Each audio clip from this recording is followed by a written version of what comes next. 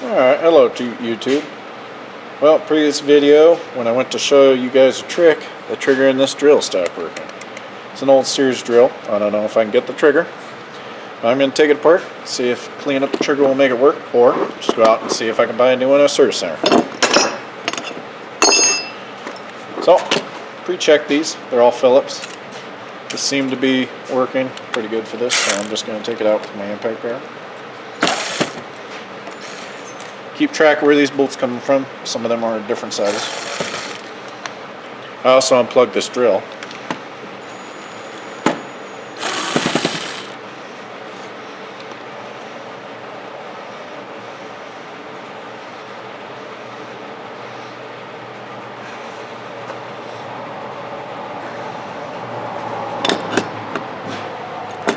Try to pry from that.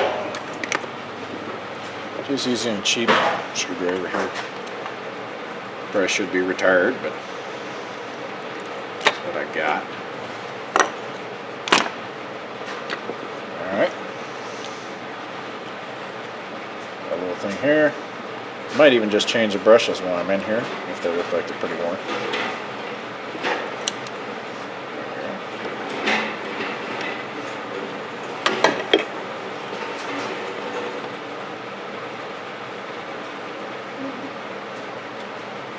Can't complain about some of these old Sears.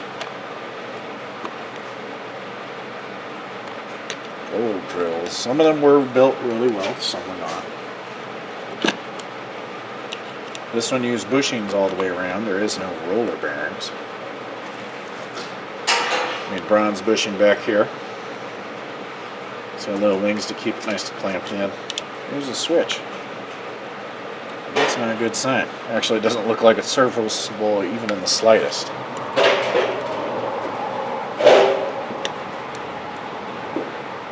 But to me, looks like it's just full of gunk. So I might grab some contact cleaner and spray it in there and let it soak and try to rinse it out. Hate to retire this drill. It wasn't a bad drill. Plenty of power. Lots of gear down, so it moved nice and slow.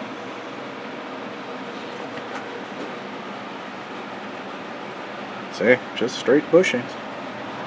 Now this is an old drill. This belonged to my dad when he was young, so.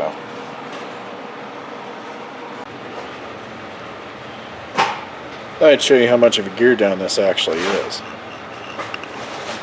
Turn the main chuck end here, and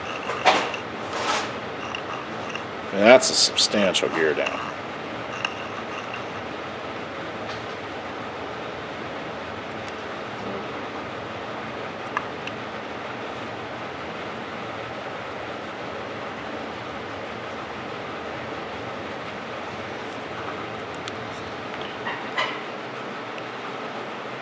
Just amazing some of the quality we get from some of the old stuff. Some old stuff really wasn't that good, but this is a case where the only thing I feel they really skimped down on this old one is the switch. It's not a real beefy feeling switch to me. Hopefully you guys can hear me okay. It's a real windy day today. So, alright, we're going to try to get this switch going. I'm going to use some electronic cleaner. This sort of electronic cleaner I'm using is actually safe on plastics, rubbers, and paint. They make many different kinds out there. I probably would have used contact cleaner, but I couldn't find it. So I'm going to first scrape off anything that's kind of hard caked on there. So I believe that's what's causing the issue in the first place on this switch, is just over the years getting hand oil and whatever else on there.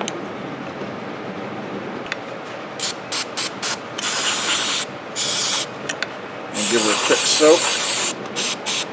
Make sure it's getting in the switch. I mean, even just from that little bit, look at that. But right now it's acting like a lube. I'm just working it just to make sure everything works. See, now I can't push it back the other way. Switch didn't return. There it goes. See, now we're bound again. Could be worn out, but we'll keep giving this a try.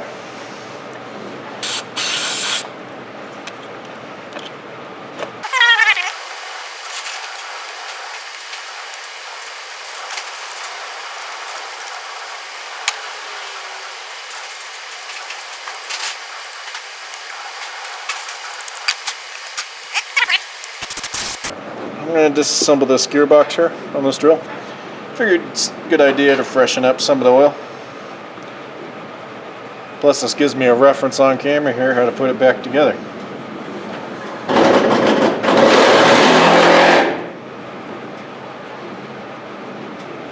So that's a bushing, washer, bearing, washer. Went up against the big one here.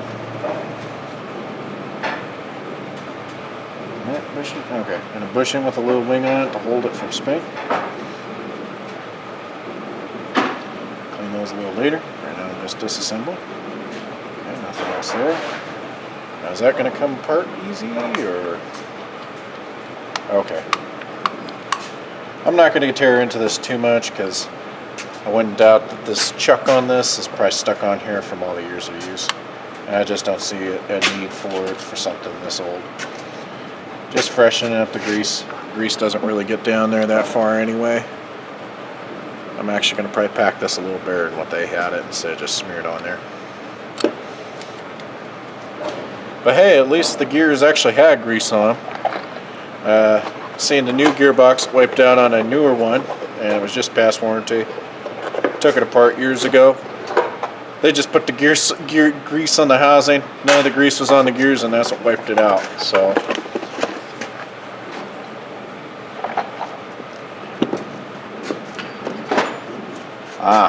That's something I probably wouldn't have been happy to miss. Just pushing down here. She had a little washer on it down here. That little bronze bushing. So I can stick it in the crevices here and pull some of that old grease out. So this grease can harden too. So mixing and matching greases isn't always the best ideas. Partially also why I'm not using like a solvent to clean it out is it can actually dry and separate some of the solids that are in grease that help them prevent wear. Well, it stops helping prevent wear once you take some of its liquid base out of it, which is the oil.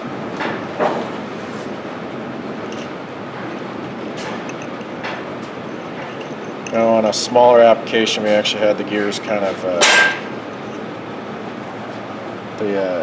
bound up. And luckily it was a small machine, so it didn't break nothing, but it just bound up.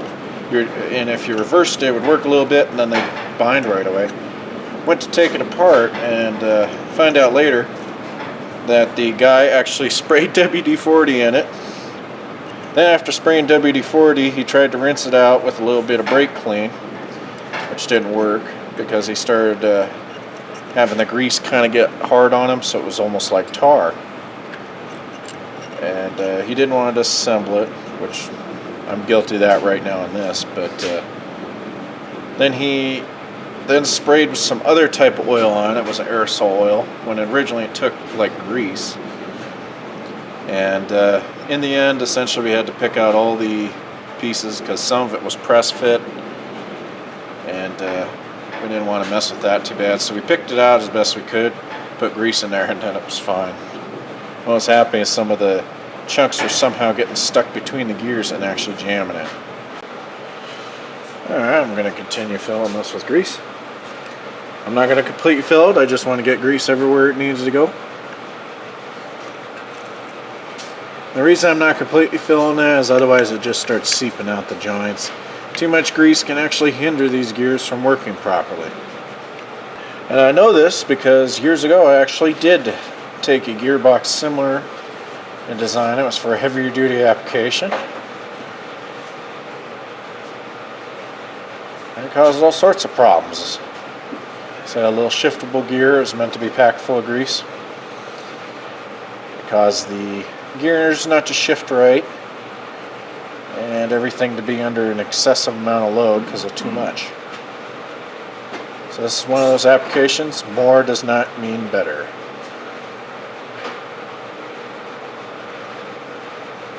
Spin this a little bit. See if I got the grease the way I want. Plus I'm trying to spread it in these gears here. Teeth.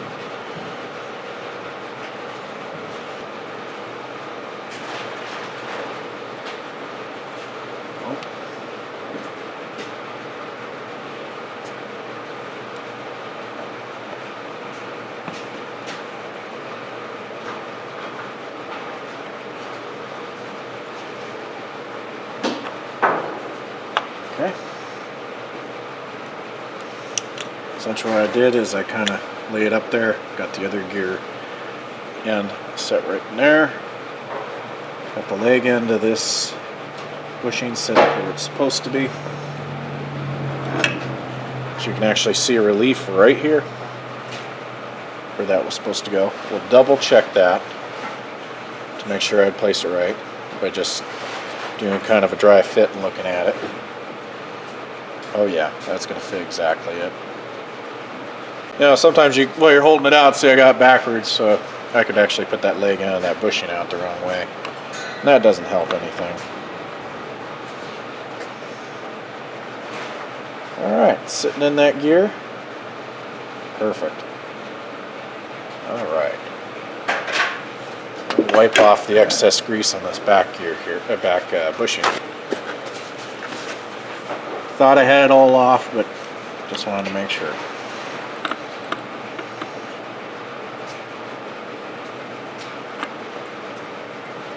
Alright. Yeah, had a little excess. It's alright though. Took it off. On the back here, we'll see if it's got the same thing, a relief. Back, I don't see a relief, but I see a sign where it's sat. Almost looks like a pinch mark into the metal. So what I'm going to do is make sure that's sitting that way. Toward the handle side. Slide that over. Get this toward the nail side. There we are. Nice brush holders. Try to get them set in the way they're supposed to.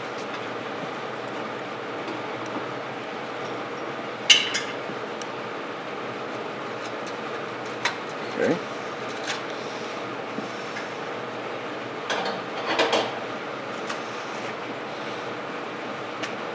I have the brushes out of these right now, so I'll be putting in the brushes after I get this switch back in. But I'll show you the switch. A little bit of cleanup. It's functioning perfectly fine now. No binding whatsoever. Make sure all pieces of electronics are out of moving parts. Or any vibration points when you put them back. Or pinch points. Now here's where this gets interesting. I got this lip to try to fit the gearbox. So, push down, kind of just gingerly get her in there. Not forcing it. Never force anything. Push orders where it should be. I'm feeling some rocking. So, take it back apart and take a look. What do I have going on that's causing rock? Okay.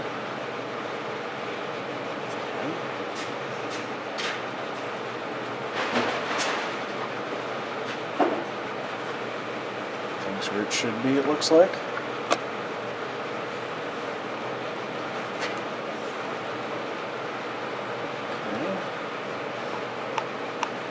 Oh, I see.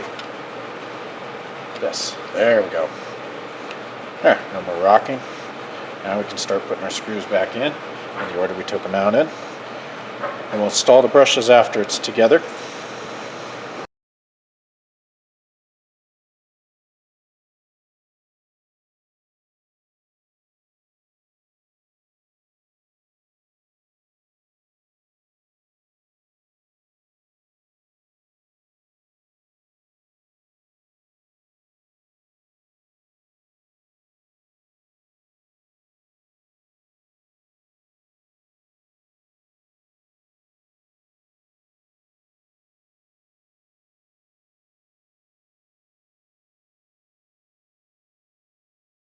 For the brushes.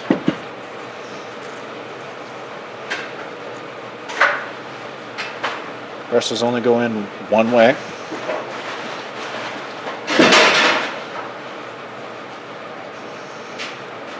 Take a brush. Yep, I rotated it. You can accidentally put them in the wrong way. When I say they only go in one way, is you should only put them in one way. Alright.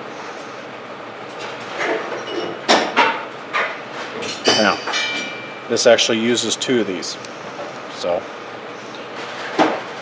Once I feel like my brush is bombing out, which it is, you tighten it up. First one.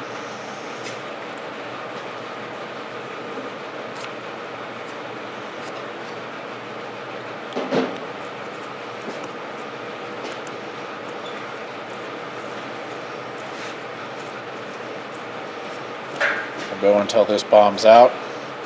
Just snug. It's just a piece of plastic, so you don't want it too tight. You just want it snug. There we go. Then we'll put our lock in. And when we lock it in, this is where these little, sorry about that. This is where these come in. They sit in between the locking. Just push it in there.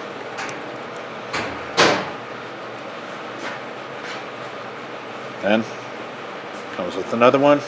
That's how we lock it in. That way it can't back out. I'm just going reverse right now because I accidentally put it in there diagonal.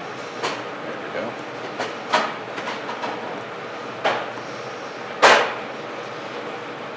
There we go.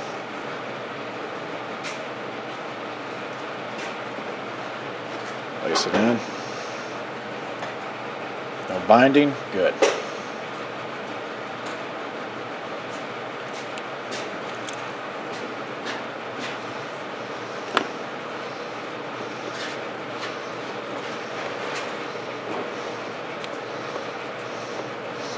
We're almost to the testing phase to see if we did this right.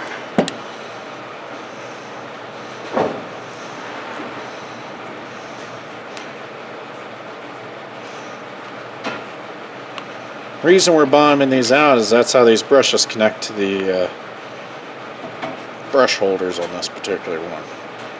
That spring connects down, helps facilitate a better connection as well.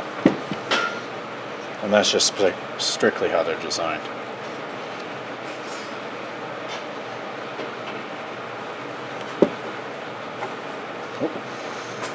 Again, a little plastic washer. If you lose this washer, come up with something similar. The reason it's there is allow these two pieces to move independent. These two screws in this one hole to move independently from each other. It stops you from tightening this one and tightening the one below it and loosening the one below it.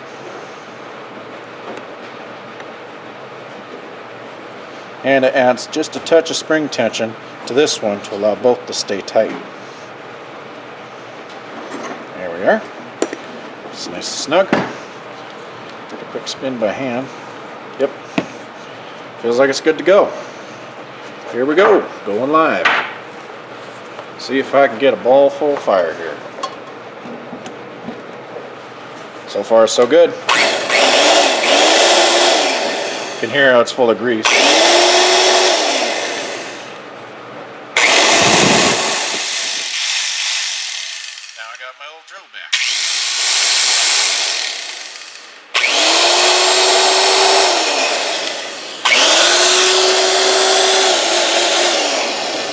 Forward and reverse work. So yeah, forward and reverse work, and I hope everybody found that helpful. If not, at least you got to see a drill taken apart. An old Sears one at that.